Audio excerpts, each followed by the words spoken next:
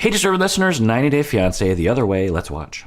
If your husband does something that bothers you, you just let him go and he does whatever he wants? No, you don't. You just go to his parents, you talk to them, and also you can't talk. You don't. Like, Ari, she she need to just be more, freak out. Like she respect just his shout in father, the like street, the and husband. people be like she's a white girl, and Like she wanted to act like bossy, like. Okay, interesting. It's interesting to hear about it. So they're saying, look, in our culture, women don't yell at their husbands. And the mom has a good question, like, wait, so you just let him do whatever he wants to do? You don't complain, you don't assert yourself? And they're like, no, you go to his parents. I didn't know that. Yeah, I mean, in some cultures, to have your parents hear that you've been a bad boy, even if you're 45 years old, that's a terrifying prospect when your parents are telling you your wife came to us and said this, so maybe that works in their culture. It respects the elders. It uses the elders. It uses your husband's respect for his elders. It preserves gender roles, I suppose. I'm an American, so I am going to say this, that it seems much more efficient just to have the two people talk to each other. Yelling at each other is not a good idea. But that's not what they're saying. What they're saying is she yells at him and bosses him and in public, humiliating him. And we've seen a little bit of that. And maybe to our American eyes, we're like, well, I mean, if someone bugs you, you're just going to let them have it. But they're reporting in Ethiopia, that's very strange and perhaps very hurtful to him and very concerning to his siblings. Wow. This isn't sounding so good here. Listening to Biniyam's sister speaking about Ari's temper, I think there's two sides to every story. Ari does tend at times to fly off the handle, but many times she has a reason for it. Okay, so the mom is confirming that she does have a temper, but you hear her say many times, not all the time, many times, she has a reason for it. I think what I hear from that is that the parents, the mom, have observed that she has a temper sometimes unreasonably, based on distortions or misunderstanding or something, maybe entitlement, who knows. But even if you have a reason to quote unquote fly off the handle, there should be other avenues of communication than screaming and yelling, right? Knowing my daughter like I do, this doesn't seem to me to be the kind of culture that Ari will thrive in. Listen, you should really try to understand my perspective that I'm here alone, I'm not I don't have my family. A lot of times I'm stressed out. My whole life is different, and his life hasn't changed that much. You have to calm down. So I don't know, but we have seen on camera scenes where I labeled her as being abusive. She grabbed his phone aggressively. She was talking down to him. She was calling him names. She mocks him. She puts him down. She is controlling. She is accusing him of things that seemingly have no basis, but maybe they do because the show edits things, so it's hard to say. And she's saying, look, you just have to realize that, and we hear this from people, whether there's someone coming to the States or someone, an American going abroad, is you have to understand where I'm coming from. I'm really stressed out because I'm in a culture that I don't understand. Okay, sure. But that doesn't justify verbal abuse and control. It doesn't. It just doesn't. You're allowed to have your feelings for sure, and you're allowed to be upset. You're allowed to be hurt. You're allowed to be worried. You're allowed to express those. But you're not allowed to control and abuse and call names and grab someone's phone aggressively. That's just not true. And that's only the stuff we've seen. The sisters sounds like they've seen more, or who knows.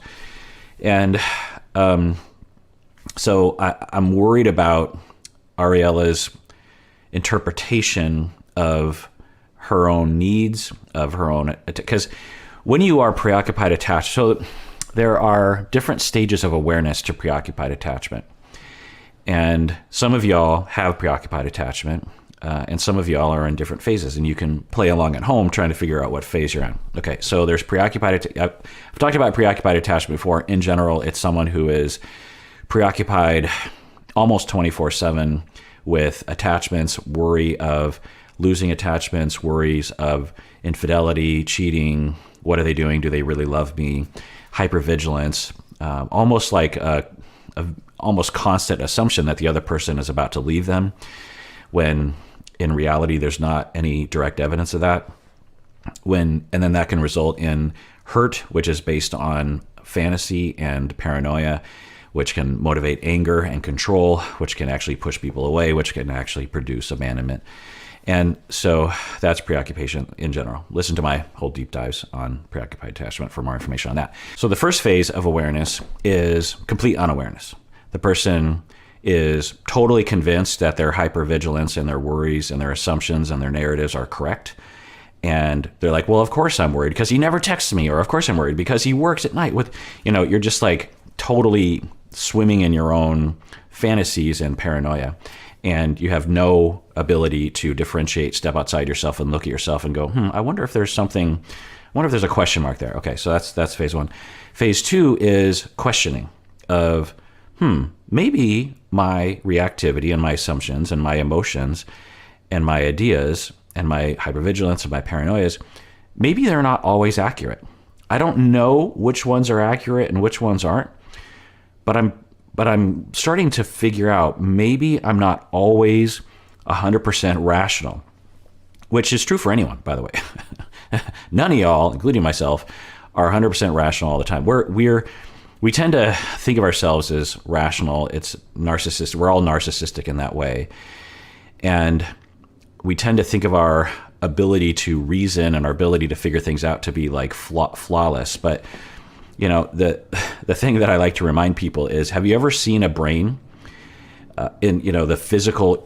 Remember, between your ears is this goo that is has evolved kind of haphazardly over time to piece together reasoning and a prefrontal cortex and consciousness, and it is just it's a lump of goo, and to expect it to be flawless is really ridiculous, Anyway, so phase two is a question mark and wondering, maybe I'm not always 100% rational, but I'm pretty sure I'm still fairly rational. So that's that phase. Sometimes this phase can involve a lot of shame. The person will be like, you mean I'm not rational? And because the preoccupied person is preoccupied because they were rejected a lot and not attuned to enough growing up. And so there's this sense of low self-esteem. And then when they start introducing these question marks to their life, they suddenly start thinking, I am a terrible person. And that can be a barrier to moving forward. The third phase that I will see is someone will enter this kind of pendulum swinging where they question everything that they're thinking. And because they have low self-esteem, they just assume all of their reactivity is wrong. And they're just like, well, I'm crazy, or there's something wrong with me, and I'm never right, and I don't know what's wrong with me. They kind of just flop and say, like, I give up because I've been living this lie based on my own assumptions and reactivity, and I don't know what's real and what's, it's very disorienting. Okay. So that's a normal phase. It's not a good phase to be in, but it's necessary to some extent. And then there's this, so we say the fourth phase, which is, okay, I have a system, whether it be differentiation or mindfulness or therapy or talking with others or different ways of kind of sifting through what's happening, emotional regulation, interpretation, what's really happening, grounding, healing, all the things, group therapy, DBT. I think I have the ability, I have a system in place to help me determine when a threat is happening or not, when a feeling is rational or not, when my ideas of other people make sense or not. Because, sometimes it does make sense. Sometimes your feelings are rational, or at least a portion of them are rational. And so for Ariela, I wonder if she's preoccupied. I don't know. If she is, how aware of it is she? It appears no awareness. And that's when you will see this kind of entitlement, this kind of self-assuredness, the rage, the control. She have to control her feeling. He just treat him like a baby, like 10 years old baby, like come here, like go out, come back. Like Biniyam, he have a patient, but like once he don't have a patient, he will go forever. Right. That's been my worry as well, that their dynamic is ever widening. She's becoming more of a demanding, entitled, controlling, abusive mom, and is becoming more of a rebellious teenager. But that's not her fault. It's their dynamic. It's a system. They're working together to create that. Maybe Ariela is more responsible for it, or more responsible for the the destructive side of it, being controlling and calling names and mocking and being sarcastic. He will roll his eyes, though, so I will add that. But it is interesting that we're seeing the older sisters treating him like he is also a child, instead of going to him and saying, hey, this is your wife. You need to take care of this. You need to talk with her. You need to go to therapy. You need to do something. They are sticking up for him like they are older sisters fighting the bully at school, instead of helping him to fight his own battles. Being told that Abby is going to be baptized is a true shock. But I thought, having spoken to Ari, that Abby would be brought up Jewish. I think she's being forced upon. It certainly would not have come from her. I think, I don't... So, yeah, forced upon or discussed between the couple. This attitude of pressure or forced upon, when can't they both just negotiate? Because they both can't win. She wants the kid to be Jewish. He wants the kid to be Orthodox Christian Ethiopian. And I guess there's a version where you could argue that the kid could be both, I guess. But with some things you can't, like you're either baptized or you're not. And this language of if she compromises and allows the baptism, she's being pressured and she's being forced. Whereas if she were to say no to baptism, then she's just asserting her wishes. Or, I wish they had different language around this, because there's no way through this without some people not getting what they want, by definition, unless one person converts, which it doesn't look like it's going to happen. So they just have to accept, look, there's going to be some compromises made. The kid's going to be circumcised and going to be baptized, which is not what I wanted, according to Ariela. But I'm going to get this. There has to be some discussion around that, instead of, if ever Ariela gives in to the father's wants, which he's the father, so he has say in this sort of thing. Then somehow she's losing or something, so I'm just worried about it, because they knew from the beginning they were different cultures, different religions, living in different countries. They got pregnant, and it just seems like there's no foundation of how to. But Ariel's about to say something, so maybe she'll say something like, "No, we agreed to compromise." Let's see what she says. Important for me. Yeah, it's very important. And you know what? Honestly, I don't know if it's that important for you. I feel like it's you guys who really put pressure on him to break the baptism. Why not? This is important. This is our religion. He must baptized, and also our culture. So I don't know why not you. Right. So I don't know if the sisters are kind of picking up on this attitude of, I don't know, but I wonder if they're reacting to the way that they're talking is more like Americans. They're in Ethiopia. That's a factor. Now, that doesn't mean that he gets all of his wants, but the kid is presumably going to be raised and live his life in Ethiopia. And so, that should be considered. It doesn't mean that he can't be raised Jewish, of course, or at least half Jewish or something. But I wonder if the sisters are like, we have rights. How do I word this? I just wonder, I'm always sort of wondering about the American imperialist, colonialist, racist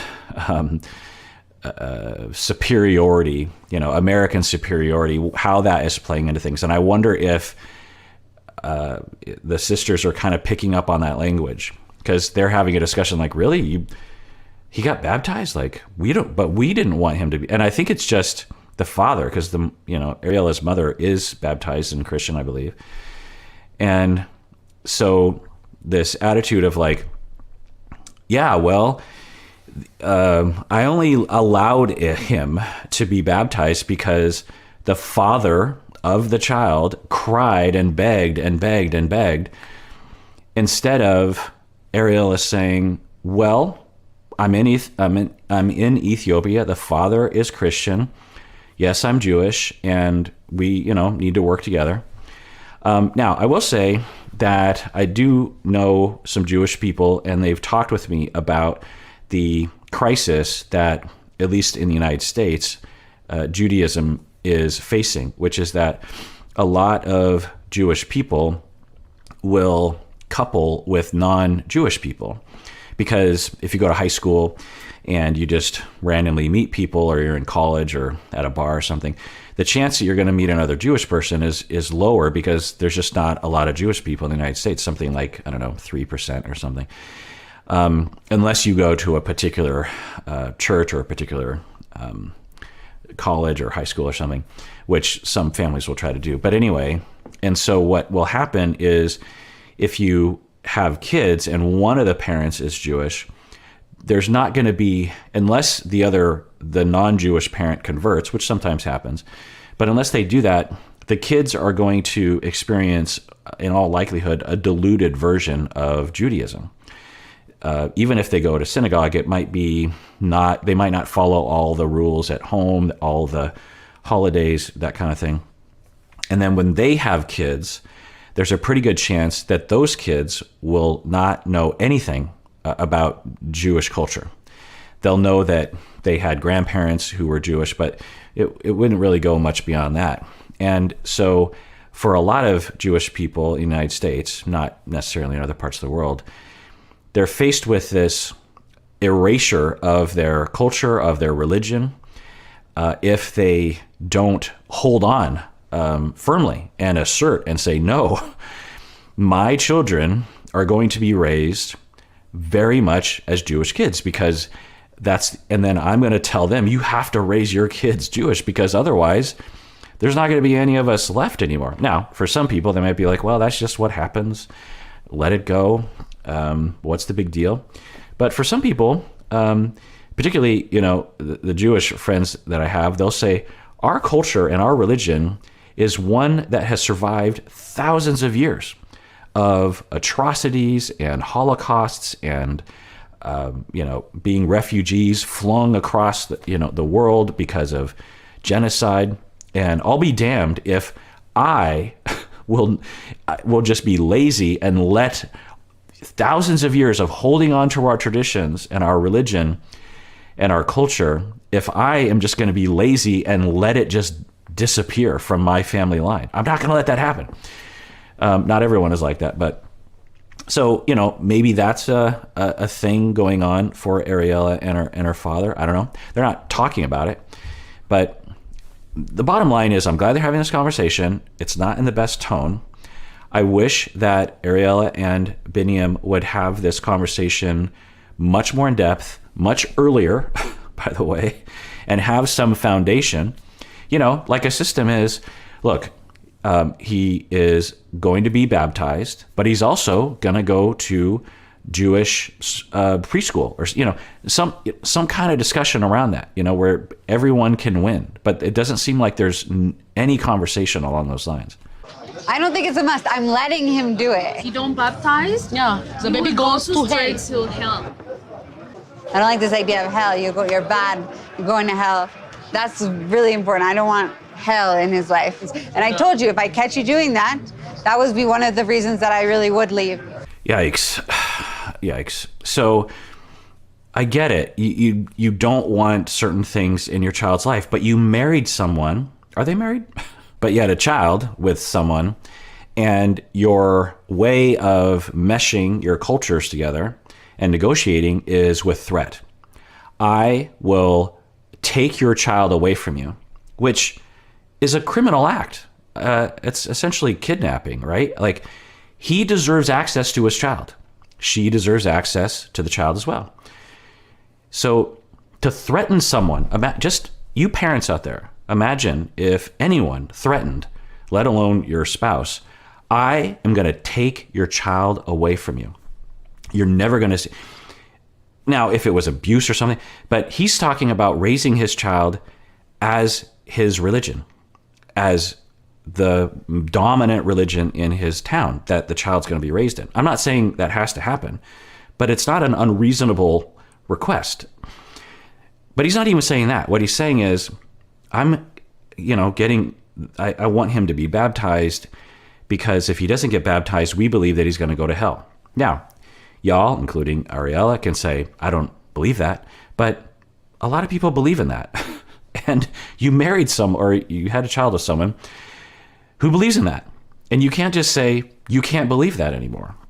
And you're not going to teach your child your culture or your religion. You're just going to not do that because I said so.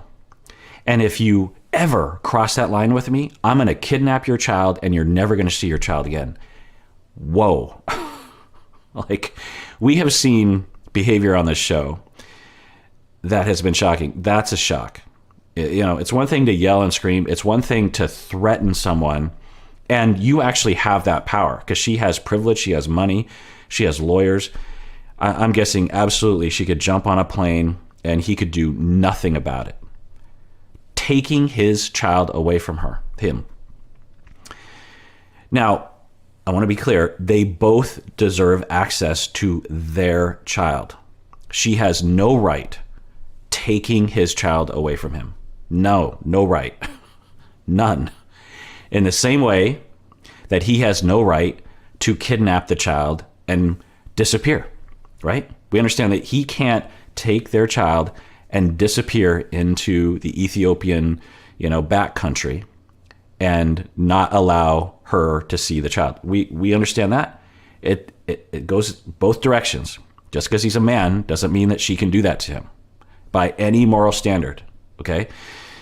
And she just says that she had, remember, I threatened you with that in the past. If you ever introduce the idea of hell, which is believed by more people than not on the planet. So, it's, you can say it's a ridiculous, belief system, but there's a lot of people who believe in it.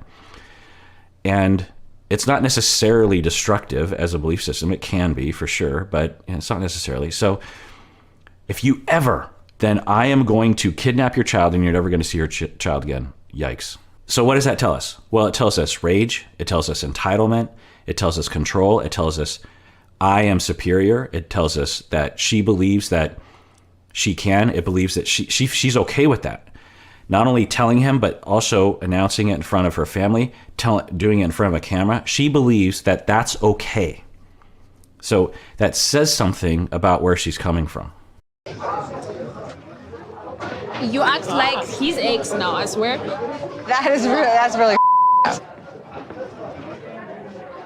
You're gonna let your sisters talk to me like this? It's weird. It's almost a younger version of Angela or of Lisa and Usman, of when the triangulated people stand up for the victim. Really, she just threatened to kidnap his child and never let him see his child again for introducing the idea of hell. Like, it's not like, well, let's work on how you do that because I don't want my child to be scared. A lot of parents are like, well, I don't believe in that stuff, but my spouse does. And so, I'm going to watch it, but I'm also going to be like, you can believe in what your dad believes in, but you don't have to, you understand? And I'll support you either way. There's a way to allow the child to make their own choices, but to just say no, and I'm going to kidnap your child.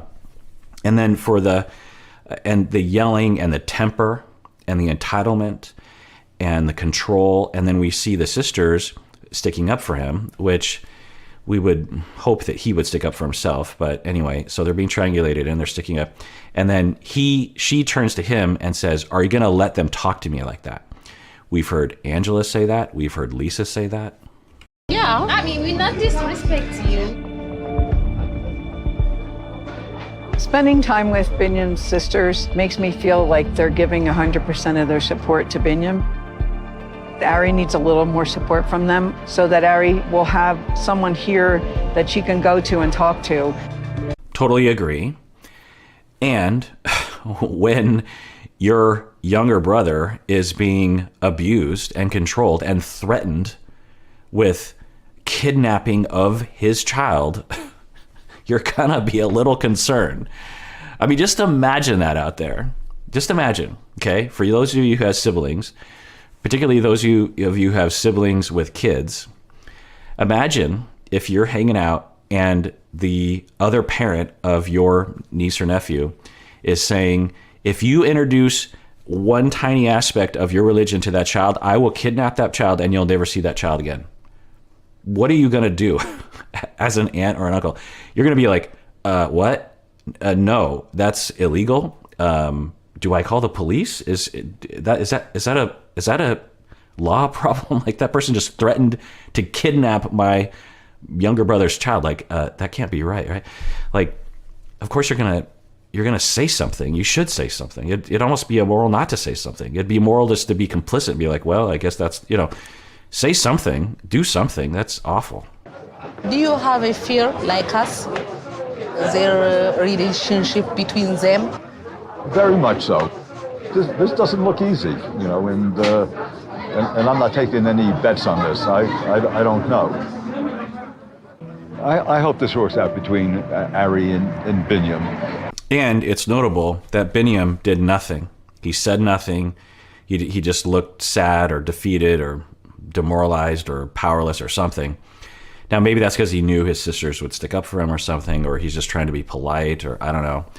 But it's notable that, because just think about other situations on this show where the person in his position are being said these kinds of things to. They will sometimes yell, they'll do something, but it's almost like he's invisible. And that's why I think he contributes to the dynamic. He isn't contributing to the abuse and the control and the threats. She is responsible for that. But if they were going to work on improving their relationship, he would have to change that. And it takes time, because usually people like him have been traumatized such that they are always on their heels. And so I work with people like him to lean into a relationship. It's very hard for them to do that. It is extremely easy for them to, it's almost like an addiction. They know that they shouldn't do it, because I work with them for a long time on it. But in the moment, they always, take the avoidant route and will go on their heels. And so, I don't know. I'm really worried about these two. They do appear to want to make a life together. Will that happen? There's a lot of uncertainty here. Am I allowed to be worried? Absolutely. But hopefully love can win out. All right. Well, that does it for that episode. Everyone out there, please take care of yourself, because you deserve it. You really, really do.